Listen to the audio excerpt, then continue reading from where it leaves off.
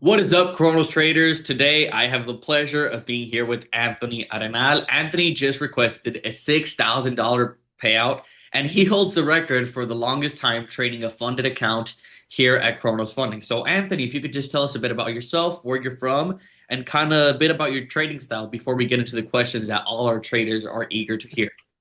Absolutely. So yeah, and name's Anthony. Born and raised in Montreal, Canada, and I started trading roughly 3 years ago, and I didn't see much profits until I'd say roughly 2 months ago. Is when stuff really started to kick off. And I do have to say it's definitely because of the way that Chronos structured their accounts and the rules that are implemented and how it's sort of needed in a way that you kind of got to follow like step by step.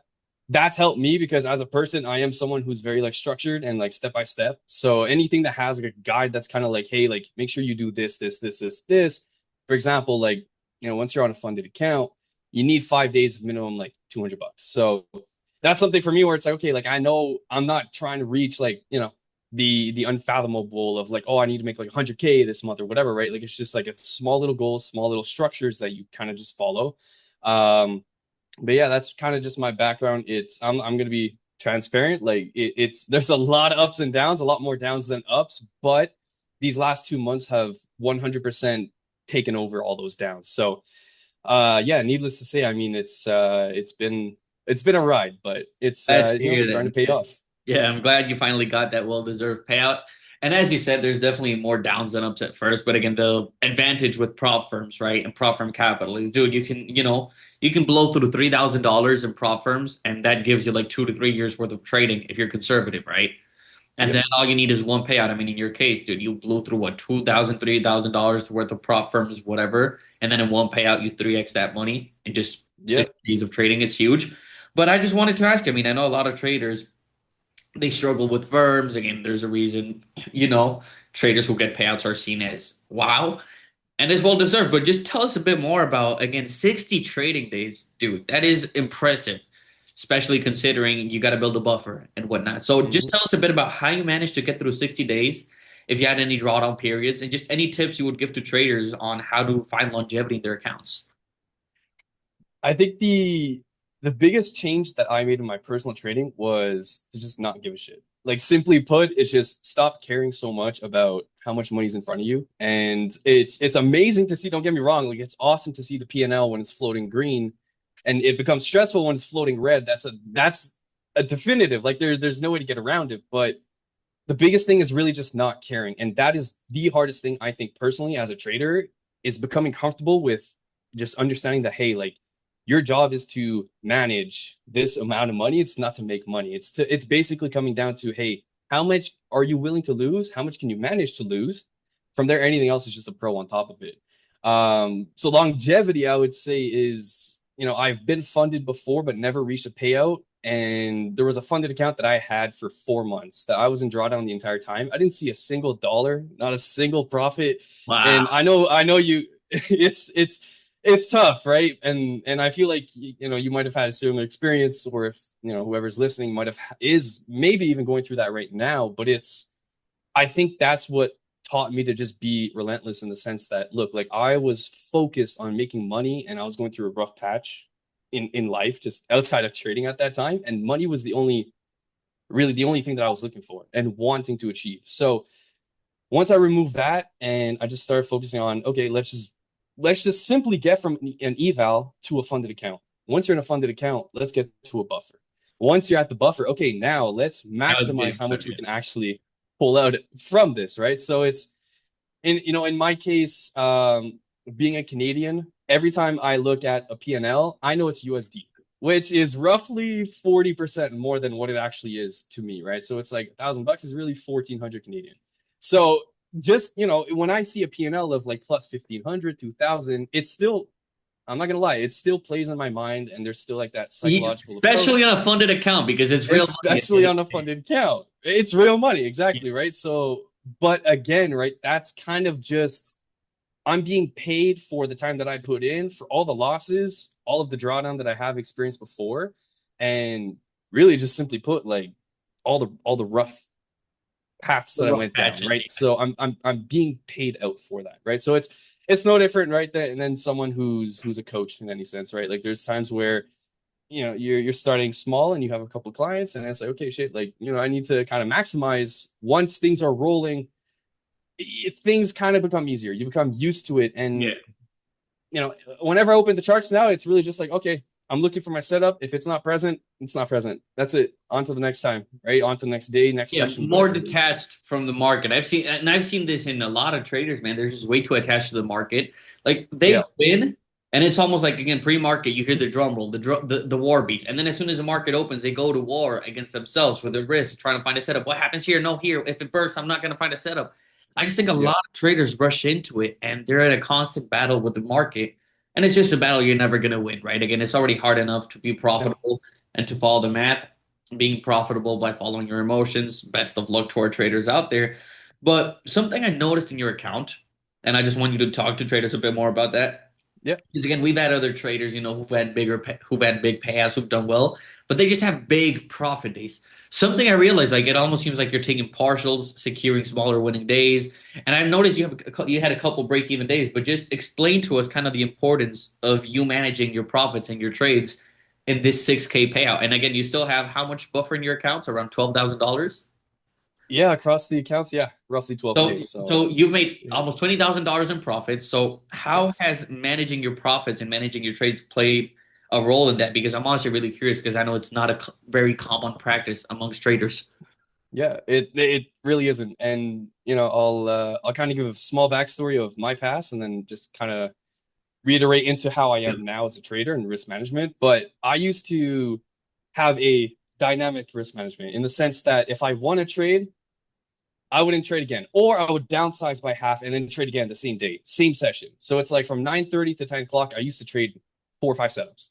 And that You're it's fine. insane Four, to five, hear. that is It's crazy. insane, right? That's what I'm Yeah. saying. But it's like that's like, when you're sort of learning and you're only money driven, it's like, okay, like I think I'm seeing this, but that might not actually be happening, right? So Your wallet wants to see that, and then it exactly, transfers. exactly, right. And in the end, we're sort of helping the business, right, as the individuals. Yeah. But yeah, that's what it was. So dynamic risk management, I would always change the amount of micros or minis that I was going in with. The biggest change I made was I have a static approach now. So it's a dollar amount, regardless what day it is, what news is coming out. I know that on certain days, I'm not trading. I know on certain days, if it's a red folder, it's a high impact news folder, I'm going to cut my risk by 50%. It's as simple as that. Like there's none of this like, oh, if I take one good trade and I win, I'm going to trade again. No, it's you make money, walk away. That's it. You lose money, take your time, The change. find yourself again. If there is another setup, it's another setup. If not, too bad, right? So it's static risk management. So it's like I risk 750 per account per trade. Um, so I'm comfortable losing that per trade, right? And I know that if I hit a TP, I'm pretty simple. I just go for a 2R. If I can, I extend it to a 2.5. But once I hit a 2R, I take profits. That's pretty much it, right? I'll go break even at like a 1-to-1 R just so that I kind of feel better myself. And if I'm Yeah. up the same amount, I don't lose money at the same time. Yeah. And then the biggest change I made was instead of taking partials at a 1.5 R, right? So I'm up 1.5 times what I entered with. I'll start trailing my stop aggressively. And aggressively is, within 5-7 points of where price is currently at, right? Sometimes I'll use structure depending on how volatile the market is that day. But that's really much it. Like it's really as simple as that. And I wish I had something that was, crazier to kind of explain, but it's really Yeah. that. It's, I get in with a number and, if I lose, I'm comfortable with it. If I win, cool, Exactly. awesome. You'll take it, right? So that's huge, dude. I mean, I think most traders need to get that mindset, right? And Yeah, again, no, again, so the average trader profit podcast, follow your plan, do this, do that. But now, real talk. I mean, we've known each other for a bit and yeah, whatnot, full disclosure. But for the viewers out there, dude, again, every profitable trader says follow your plan. Every profitable trader says follow your rules. What made you like, or what do you say for others? Like, where do you find that discipline, those structure, those systems, right? Like, I'm not even saying get a good mentor. I'm not saying find this stuff, but like, what do you say to a trader yeah. who's telling you, dude, I just can't. Like what would you tell that trader? What would you tell your previous self? Ask them if they like burning money. That's that's what it comes down to, man. Like this is one of those industries or jobs, if you want to call it that, when you mess up, it costs and it costs money. It doesn't just cost you, oh, like, It's you money come and back to it's work time, dude, tomorrow, because it's the time effort you put too. into the account. It's all you did to grow that account to get funded to get there. Yeah. Exactly, right? So it's like you're working outside, right? You're working 8, 10 hours a day, let's say on average, 40, 50 hours a week, and then you're coming into trading and you're saying, oh yeah, like I'm willing, to buy a funded account for $50, $100, whatever the case may be.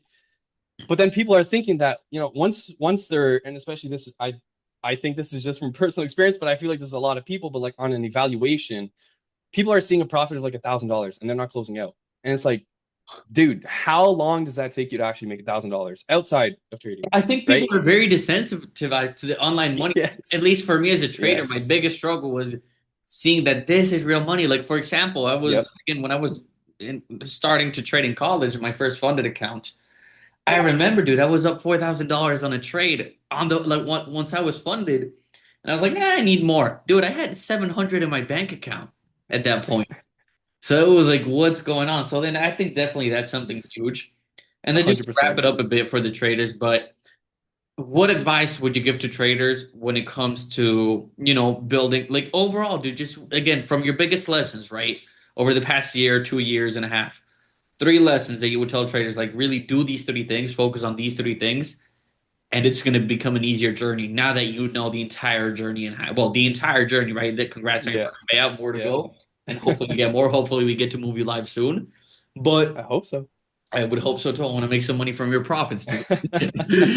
But again, well, now that you've seen the journey in hindsight, what three things would you tell a rookie trader or your beginner self? This is gonna be as transparent as possible. Just because I don't like to kind of fluff it up, but Well, don't. Yeah. you need to get kicked in the ass, and you sort of need to get punched in the face in the sense that losses are gonna happen. You're gonna blow evals, you're gonna blow funded accounts. It's inevitable to lose money and to feel like you're just spinning in a circle, kind of like a hamster on a wheel where nothing is working. You feel like you're getting so close, yet you're so far. And the reason for it is you just need to give it more time. That's really what it comes down to is be patient. And it's kind of like going back to before where like you said people are desensitized to online money, and it's the truth. And it's because everything that we see and we're in front of, especially in the industry that we're in, it's easy. It's Rolexes, Lambos, the whole thing, right? And it's like, hey, look, you can make 50 grand a month trading. Da da da. It's yeah, but it took them 5, 7 years to get But it there, took right? them, And and it how many losses, and then how much did they have to spend on evals to get? exactly, exactly, Yeah, right. So patience is the most important one. The second one is stop thinking about the money, and that is the hardest thing to do. And absolutely. that's coming from someone who, I used to be a personal trainer, and I was making good money, and I started trading, and trading was like, holy shit, like you're making basically what I'd make in a week, I was making in 2 days, right? And it's like, holy fuck, like if I could just do this every single day, every single week, consistently, Yeah, and then then, I'll and be then a the math. Okay, millionaire so in two if I years. can make 1% a day for 30 days, and I'm doing this much, and Exactly. then next thing you know, you're looking at the next Porsche coming out, and you're already on your bot Exactly. registry saying, okay, how can I ship this to Canada? And yeah, dude, it's a little bit. Import fees, Yeah, tariffs, dude, yeah. it's definitely Uh, more in the process, dude. Yeah. so that's the next biggest thing. So it's patience, it's fuck the P&L. Like and whatever you need to Real, no, do like to actually, dude, yes, absolutely. Like even just right? look at it in ticks. Don't look at the money. Like turn off the money if Yep. it's really that much for you. Yeah. Yep, right. And it's something that helped me do that quite quickly was kind of just having my static risk management, right? So I know that I want to risk 750. My stop is going to be roughly 25 points. My TP is 50 points. That's it. That's how I look at it. If I can secure 50 points, I made my money. I did a good job. I executed robotically. I executed perfectly. If I lost money, okay, well, there's something clearly that wasn't there that I needed. And then the third one, and it's funny because you were kind of like talking about it, but follow your rules, follow your plan. And that really just comes down to your own hunger in a sense. Like, do you want it or you don't? Do you If want it, you or are you okay going by? Like people think they're gonna stumble upon profitability. It needs to be intentional as Yes, yes, calculated. yeah, It yeah, right, it if needs to be possible, calculated. It calculated. needs to be intentional, and you need to feel it be hard. Like it, dude. Following your rules is not okay. If I like, you're like, dang, dude. Okay, close out. Let me go do something. Yep, Right? yep, It's not like, oh, yep. okay, what? Like it's not like a la la la la la process, dude. Like it needs to be intentional. There's a lot of effort and drive, dude. But appreciate you coming on. Course, I Guys, if appreciate you you. guys want a part two where Anthony shows us his strategy, breaks down some of his trades, comment down below. And again, also I'll right be now, willing. we just launched Onyx, brand new platform with trading view charts, and you do have you get buy one get one free right now. So guys, get that there. Anthony, thank you so much for coming on, and I hopefully we get appreciate it, part two. Emilio. The people want it, man. Thank you so much. Yes, sir. Bye.